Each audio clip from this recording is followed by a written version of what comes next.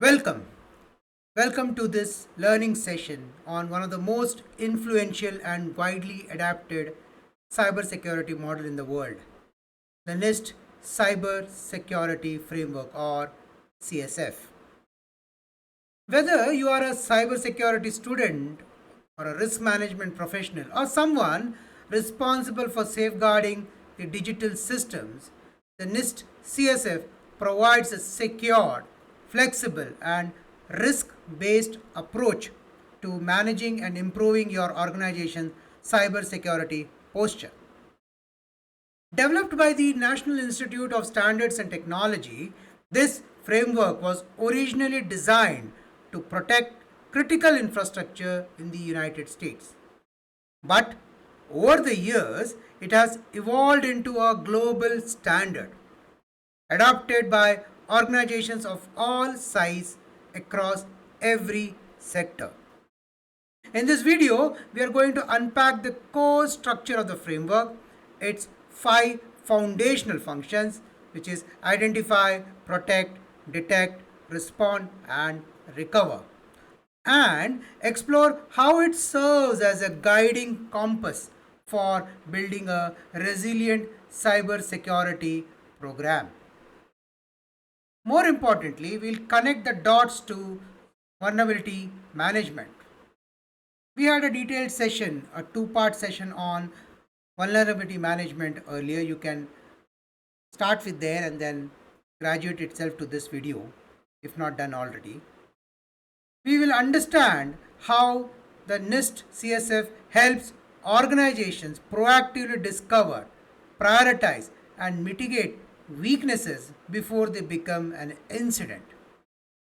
So, if you're ready to take a structured approach to cybersecurity and learn how leading organizations integrate the CSF into real world risk practices, you are in the right place.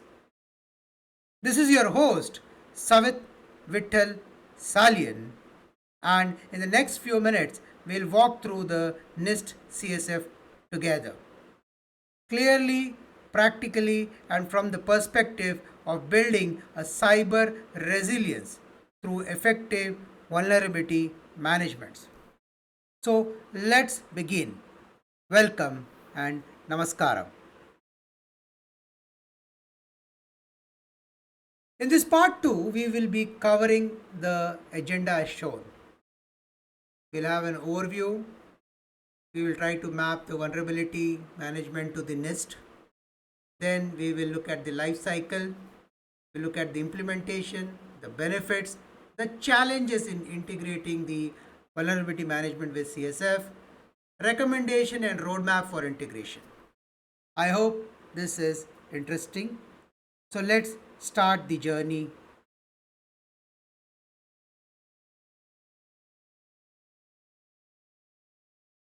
Well, in the era of digital transformation, cybersecurity has become a foundational concern for enterprise worldwide. As organizations increasingly rely on interconnected systems, cloud infrastructure, and third party applications, the risk of cyber attacks have escalated. Among the various defense strategies, vulnerability management stands out as a core pillar in reducing exposure to cyber threats. Simultaneously, organizations are turning to structured framework like NIST Cybersecurity Framework to establish a unified risk-based approach to managing their cybersecurity posture. Developed by US National Institute of Standards and Technology, the NIST CSF offers a flexible, repeatable, and cost effective framework designed to help organizations manage and reduce cyber security risk. While the framework is broad and holistic, its components directly support the implementation of an effective vulnerability management program.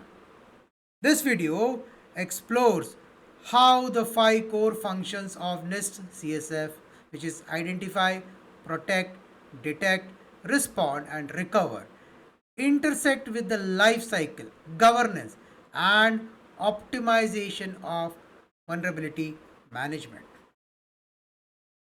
In simple language, the NIST Cybersecurity Framework is a set of guidelines designed to help organizations understand, manage, and reduce their cybersecurity risk.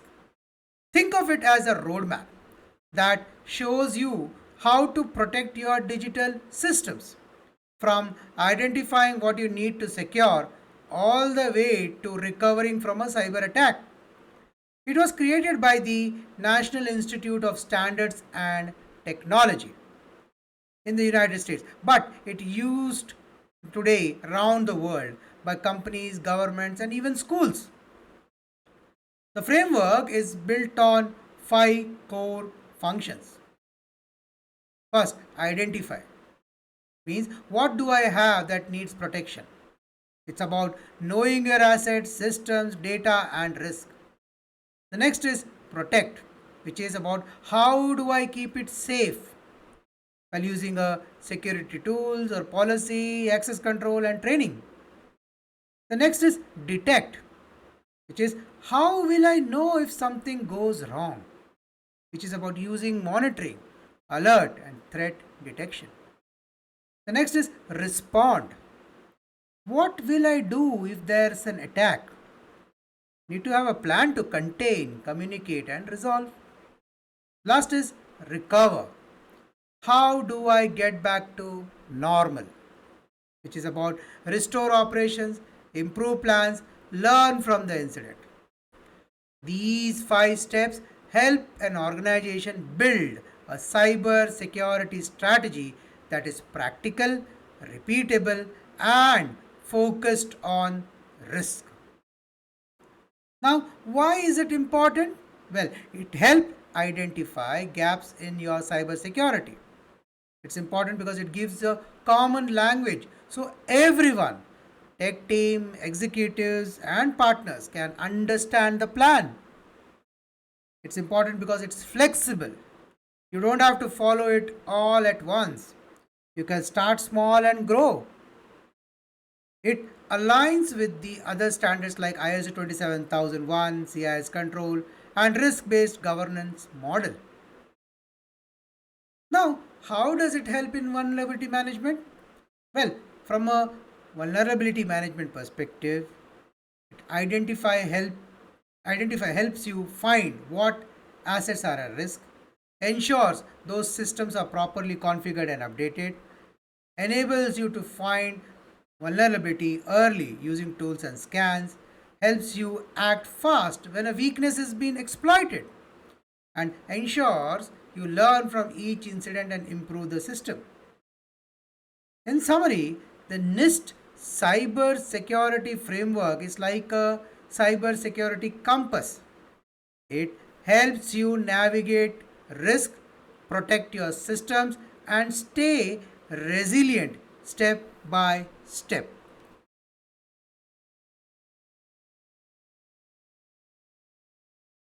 Overview of NIST Cybersecurity Framework. There are two pillars to look at: purpose and origin, and structure of the framework. The NIST CSF was initially developed in 2014 in response to the US Executive Order 13636 to improve the cybersecurity posture of critical infrastructure.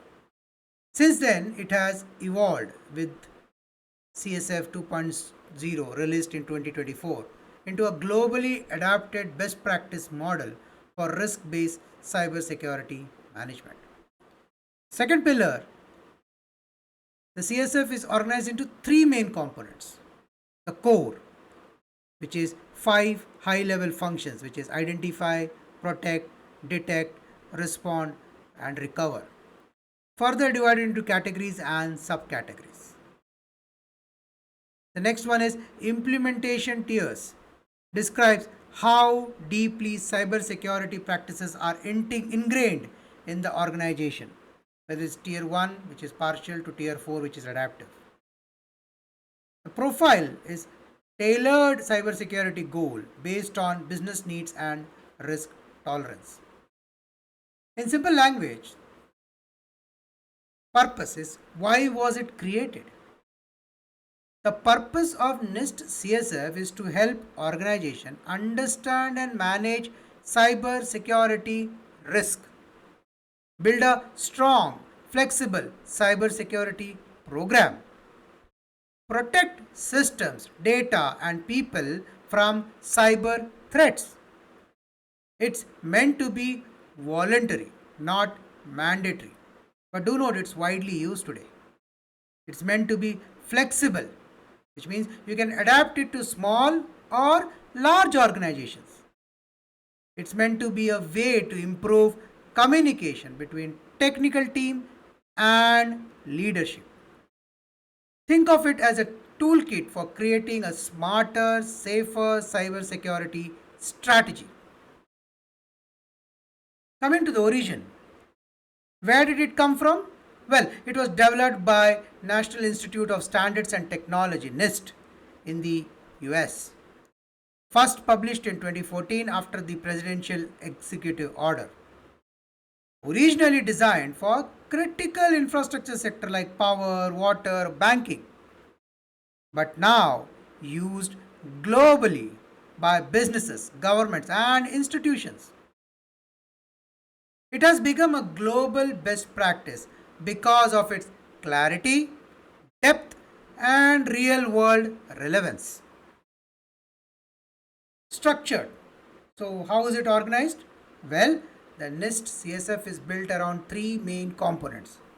From a core function perspective, the framework has five main functions that describes the life cycle of cybersecurity. First function, identify. It means know what assets you have and what risk you face. The second is protect, which is put in place safeguards to keep things safe. The third is detect. In simple terms, it means find out quickly if something goes wrong. The fourth is respond, which is take actions to reduce the impact of an incident. The fifth is recover, which is restore normal operation and learn from the incident. Each function is further broken down into categories and subcategories.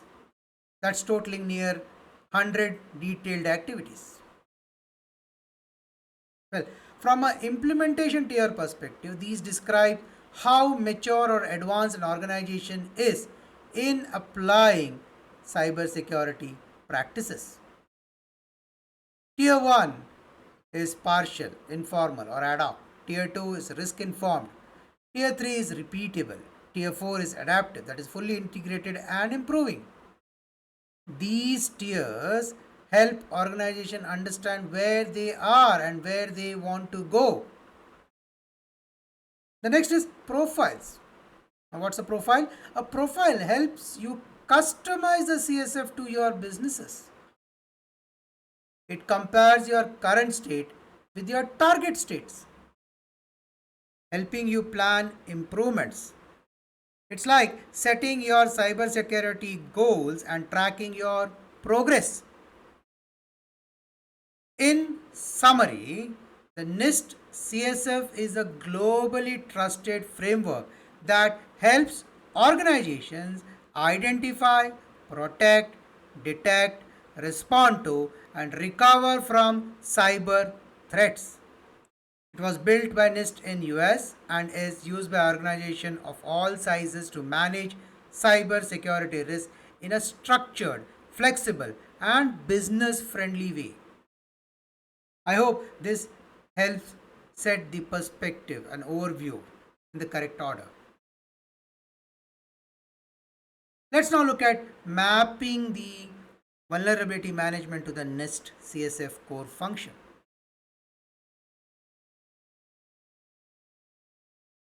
Well, each of the five CSF function contributes uniquely to the maturity and effectiveness of the vulnerability management program. The first is identify. It's about building the foundation for your vulnerability management. This function focuses on understanding the environment to manage cyber security risk effectively.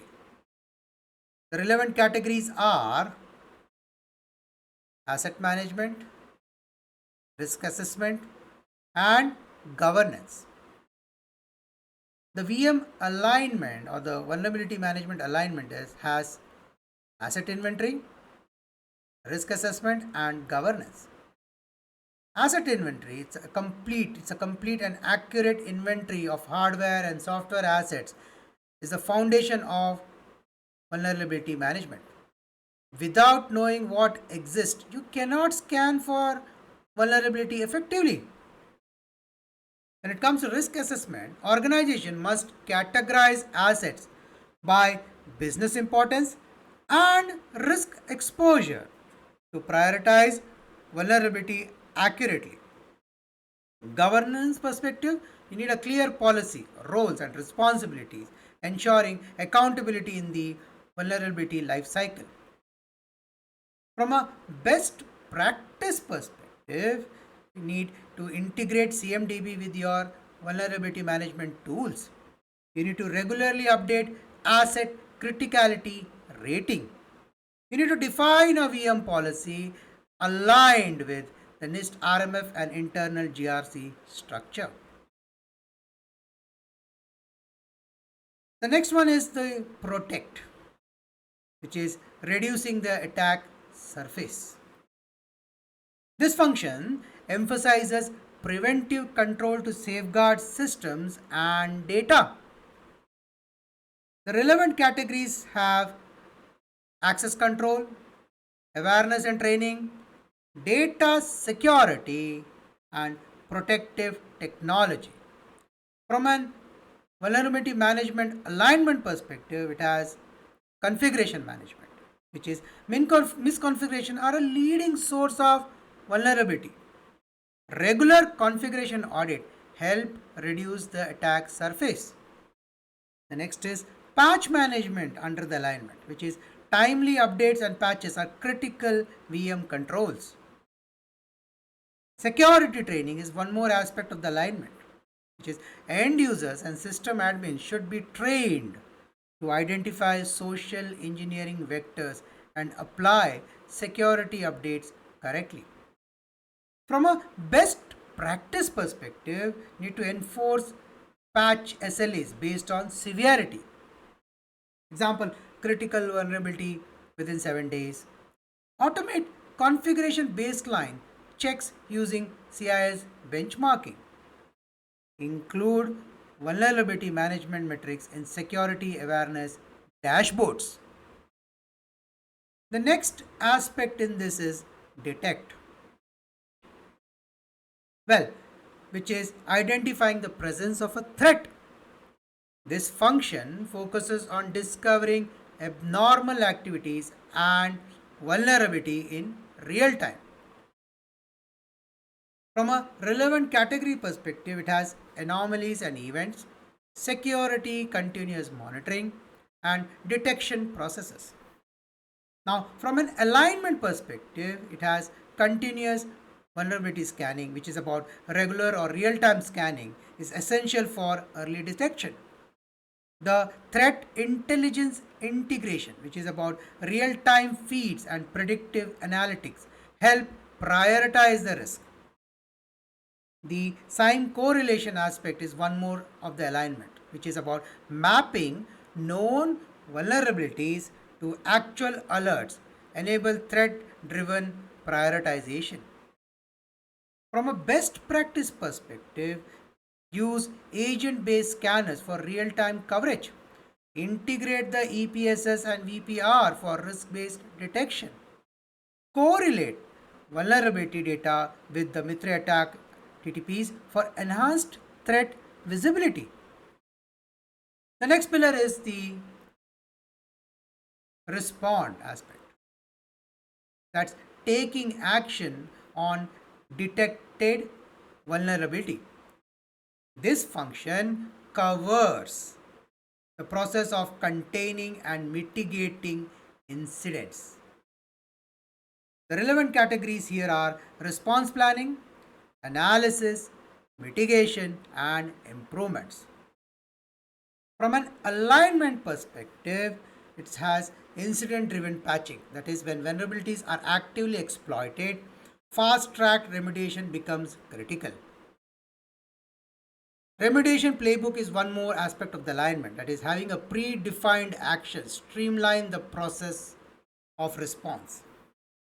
Need to have a lesson learned aspect, which is each incident should lead to improved vulnerability management procedure. From a best practice perspective, you need to maintain a prioritized vulnerability action register. Need to use a SOAR platform to auto trigger patching or isolation. Need to include vulnerability management in tabletop exercise and incident post mortem. The next aspect is recover. What's recover? Recover is about enhancing resilience post incident. This function focuses on maintaining and restoring services after a cybersecurity event. The relevant categories in these are recovery planning, improvements, communications. From an alignment perspective, you have post breach reviews, which is vulnerability gaps that lead to breach must be analyzed and corrected. The next is having a backup and VM data, which is ensuring the vulnerability history and configuration are part of your business continuity plan. The next aspect of alignment is stakeholder communication, which is keeping leadership informed on remediation status and lesson learned. From a best practice perspective, it's need to use dashboards to show risk burn down post an incident. Need to link the vulnerability management findings to business continuity review. Need to update the VM policy based on recovery outcome. In simple terms, what we have understood here is vulnerability management is not a one time task. It's an ongoing process that aligns closely with the 5 core functions of NIST Cybersecurity Framework. Here's how. The identify aspect, that is, know what you need to protect. In this step, the organization finds out what hardware, software, and data they have. They classify the asset by value, sensitivity, and exposure. They understand the potential threat and known vulnerability. In VM, this means creating an asset inventory, tagging systems for by criticality, identifying what's in scope for the vulnerability scans. You can't fix what you don't know exists. That's the core of this aspect of identify. The next is the protect, which is put safeguards in place to reduce the risk. Here, organization configure the system securely, control the access, train the users, apply patches and hardening. In VM, this means patching known vulnerabilities, configuring firewalls and access controls to prevent exploitation, reducing the risk of attack surface, that is closing example, unnecessary ports. The thought process here is it's about stopping attackers before they even try. In detect space, it's about spotting the problem early before they spread. Organizations need to monitor systems, analyze log, detect unusual or unauthorized activity. In VM, this means running regular vulnerability scan, watching for new or critical CVs, using threat intelligence to detect exploit attempts. The thought process here is detection is your early warning system. The next aspect is respond. In this, take action when something goes wrong. When a vulnerability is exploited, have a plan to contain the damage. Notify stakeholders. Investigate and learn. In VM, this means prioritizing high risk vulnerability, applying emergency patches or mitigation, documenting incident tied to known flaws. The critical thought process is fast response can stop a small issue from becoming a breach. The next aspect and the final one is recover. Here, get back to normal and do it better. After an incident, restore the system. Communicate with customer. Improve your defenses. In VM, this means reviewing lesson learned and updating patch management or scan schedules. Strengthening weak points.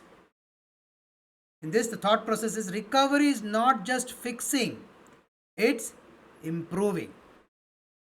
A final summary: identify is know your system and risk, protect is patch the configuration to reduce the attack chance, detect is scan and monitor for weakness, respond is fix critical flaws quickly and smartly, recover is restore systems and prevent future issues.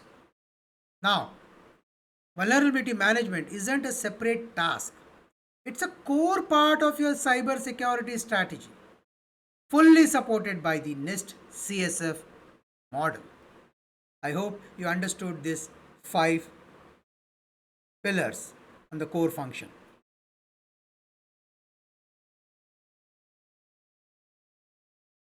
Let's now look at the life cycle and CSF alignment. From a phase perspective, we have asset discovery, vulnerability scanning, risk-based prioritization, remediation and patch management, verification and validation, and metrics and reporting. From a CSF function perspective, we have combinations. Example, when it's a phase of asset discovery, the function CSF function is identify. It aligns, supports inventory and criticality assessment. From a vulnerability management phase perspective, it is vulnerability scanning. The CSF function is detect. If it is risk-based prioritization, it is identify and detect. When it's remediation and patch management, it is protect, respond. When it is verification and validation, it is respond. When it is metrics and reporting, it's recovery and identify. This is how the mapping works. Well, in simple language, the VM lifecycle is the step-by-step process organization follow to find, assess, fix, and learn from security weaknesses or vulnerabilities. The NIST CSF helps structure this life cycle using the 5 core functions: identify, protect, detect, respond, and recover. So, if you see from this perspective, the asset discovery, what happens here? It lists and classify all hardware, software, and services in your environment. The function here is identify. The vulnerability scanning, use a tool to scan the system and detect known weaknesses or misconfiguration. From a CSF perspective, it's detect. When we touch the risk evaluation life cycles from a VM perspective, it is where assesses each vulnerability, its criticality, is it exposed, can it be exploited. So from a CSS perspective, it detect and identify. From a VM lifecycle, when it is prioritization, what happens? It decides which vulnerability to fix first based on the risk or business impact. So from a CSF function perspective, it's identify and detect. Similarly, for remediation, it is protect and respond. For verification, it's detect and respond. For reporting and metrics, it is recovery and all. When it is continuous improvement, it is recovery and identify. I hope this gives you a better perspective. So in summary, identify is know your asset, which one matters the most. Protect is apply security controls like patches and configuration. Detect is scan for vulnerabilities and track exploit activities. Respond is about acting quickly to contain the fix security issues. Recover is learn from the past to improve future protection. So now, and a final thought, the CSF gives you the big picture while the VM lifecycle provides the detailed steps. CFS is big picture. VM lifecycle provides the detailed steps.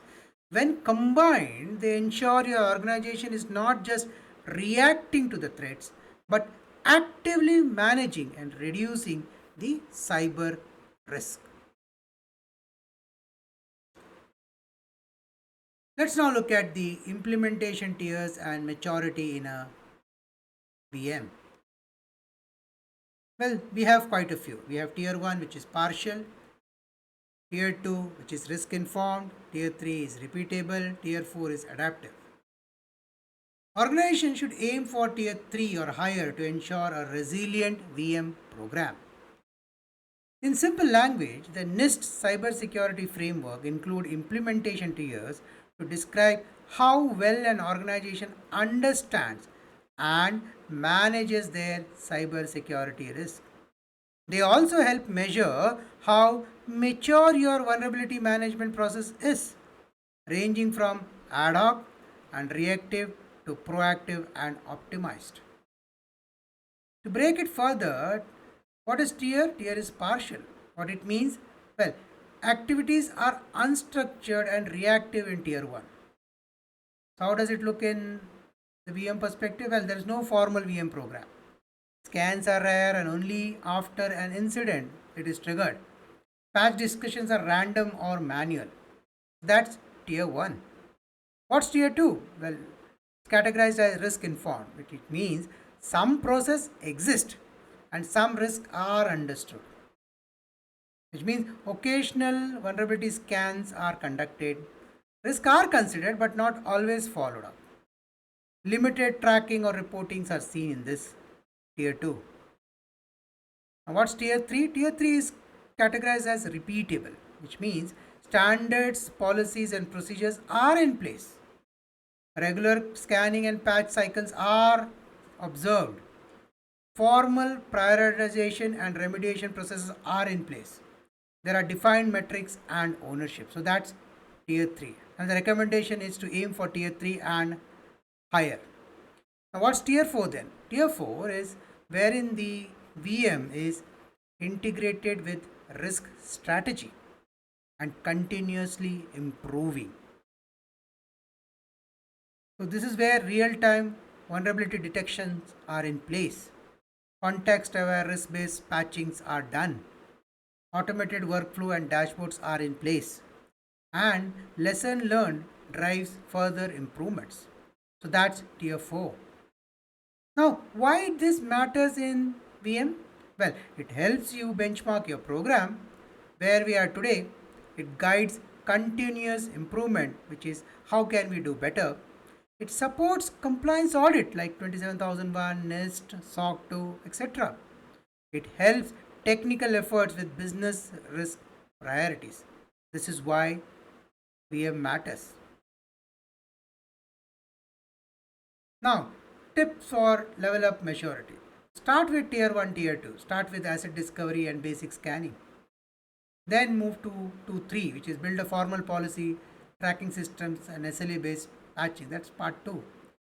And then go for the tier 3, tier 4, which is add automation, contextual text scoring, which uses CVSS, EPSS, VPR, etc., that we discussed earlier. Use threat intel integration and metrics dashboard. And in summary, the NIST CSF tiers help you measure how well your vulnerability management works, from being unstructured and reactive to being smart, integrated, and continuously improving. Let's now go to the benefits of aligning the VM with the NIST CSF. Well, there are quite a few. Improved risk visibility across assets, better alignment with regulatory frameworks, faster remediation through automated process. You have a stronger audit trail and compliance posture, and it's business driven prioritization of vulnerability. Well, in simply put, the clear structure and direction means the CSF gives you a step by step roadmap to manage cyber security. Your VM program becomes organized, purpose driven, and easy to explain to teams and management. From a stronger risk management perspective, the CSF focuses on understanding and reducing the risk, not just fixing issues. You fix the most important vulnerability first, not just the loudest one. This improves protection and saves time and effort. From a life cycle integration perspective, VM fits naturally into the 5 CSF function, which is identify, protect, detect, respond, recover. You can track progress across the full security life cycle from discovery to improvement. To improve the communication with stakeholders, that is, the US CSF uses simple non technical language for decision makers. You can easily explain your VM program to executive auditors, and board members in business terms. From a stronger compliance and audit readiness perspective, the CSS supports common standards like ISO 27001, NIST, or SOC 2. Aligning VM with CSF makes it easier to pass audit, meet regulatory requirements, and demonstrate due diligence. Its support for automation and maturity growth. The CSF tiered model encourages continuous improvement. It motivates your team to move from manual reactive practices to automated proactive security. From an enhancing cyber resilience perspective, the CSF doesn't just focus on protection, it includes detection, response, and recovery. Your VM program becomes part of a resilient system that can handle threat and bounce back from incident quickly. In summary, aligning VM with the NIST CSF helps organization become more structured, risk focused, compliant, and resilient while making communication and decision making easier at all levels. Let's now look at the challenges in integrating VM with the CSF. Well, primary challenges: incomplete asset inventory. Second, poor coordination between security and IT ops. Next, lack of contextual intelligence for prioritization. And tool fragmentation and reporting inconsistency. In simple language, CSF is broad.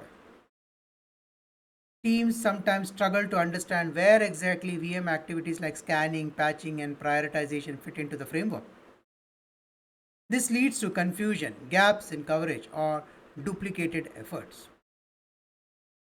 Security teams and infrastructure teams often work in silos. VM requires coordination. Finding and fixing vulnerability isn't effective if discovery is done by one team but remediation is delayed by another. Smaller teams may lack time, tool, or skilled people to align VM with CSF full scope. Without automation or dedicated resources, organization remains stuck at lower maturity levels. Linking vulnerability fixes to CSF outcome like risk reduction isn't always clear. This makes it hard to justify investment, track improvement, or report to leadership.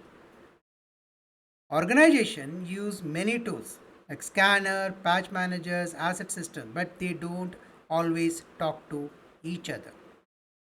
Poor integration leads to incomplete data, manual work, and slower response time.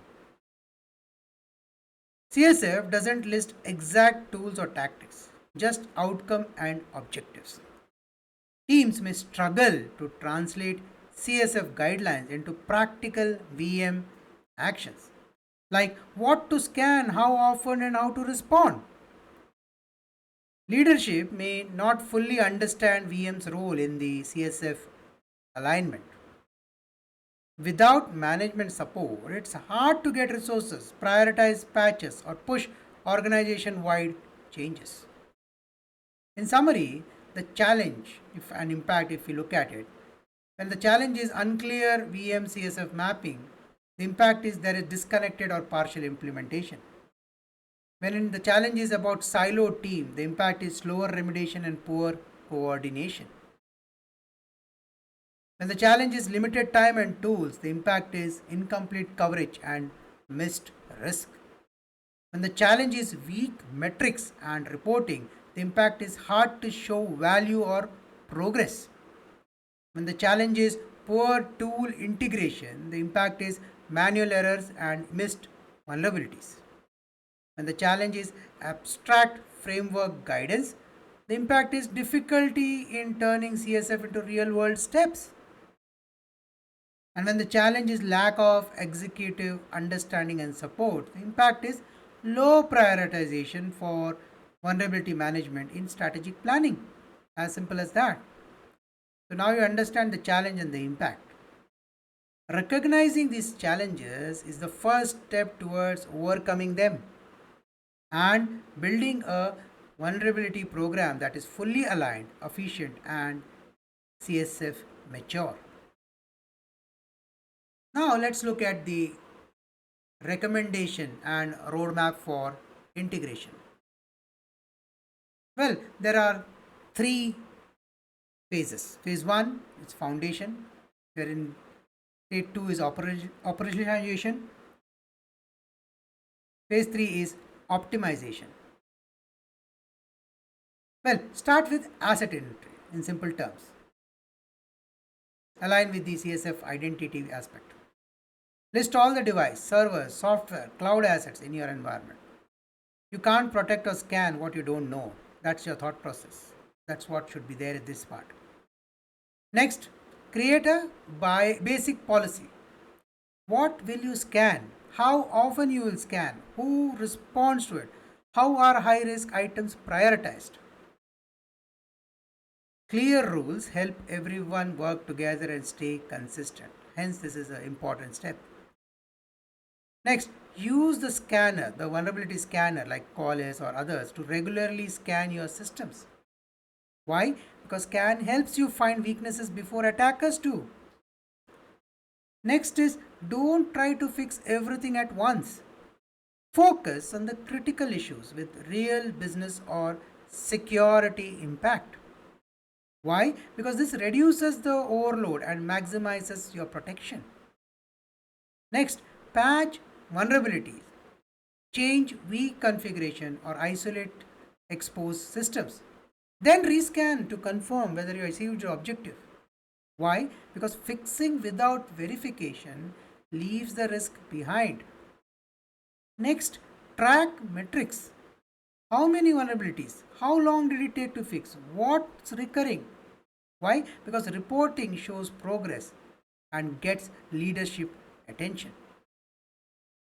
Next, after each quarter or in an incident, review what worked and what didn't. Update your policy and tools. Why should that happen? Well, continuous improvement turns VM into a mature, business aligned function. I hope this roadmap to integration helps, this perspective helps. Final thoughts? You don't need to be perfect to start with. You just need a clear plan, a simple tool, and a shared goal. Finding and fixing what matters most before it's exploited.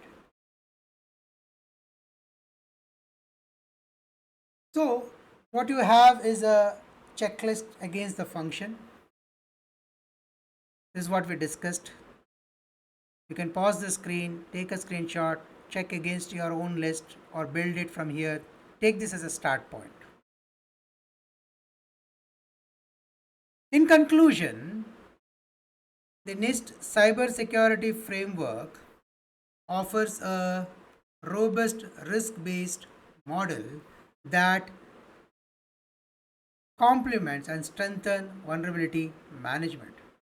When VM is embedded across all CSF functions, from asset identification to recovery reporting, organizations gain not only stronger defenses but also clearer visibility, better compliance, and improved operational resilience.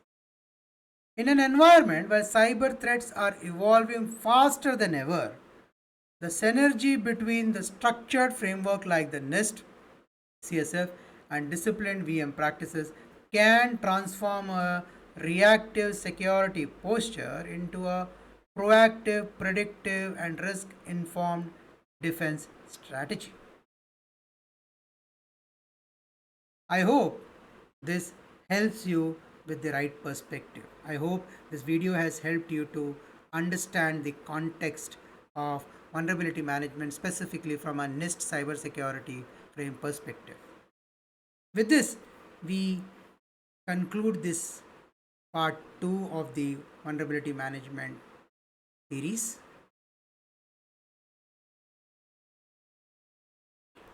So we have covered the agenda for part 2.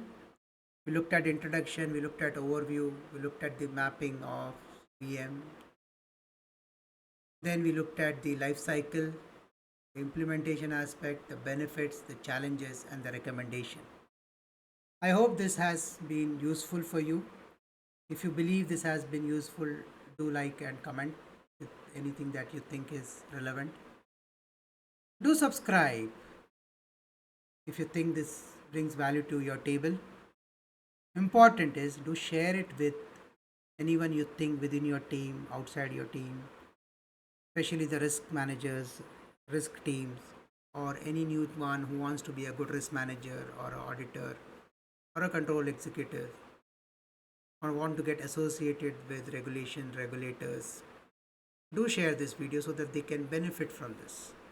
The idea is to share as much as possible within the community so the maximum people can benefit from it, especially the students who would be interested to know the space, or anyone who is going to get review in future on these aspects of vulnerability management. I hope this brings some value to the table. With this, I'd like to thank you. I'd like to especially thank my guide and mentor, Sri Ganapati, and all the supports Ganas. Thank you very much. This is Savit Vittal Salian. Namaskar. We will meet in part 3 of this series.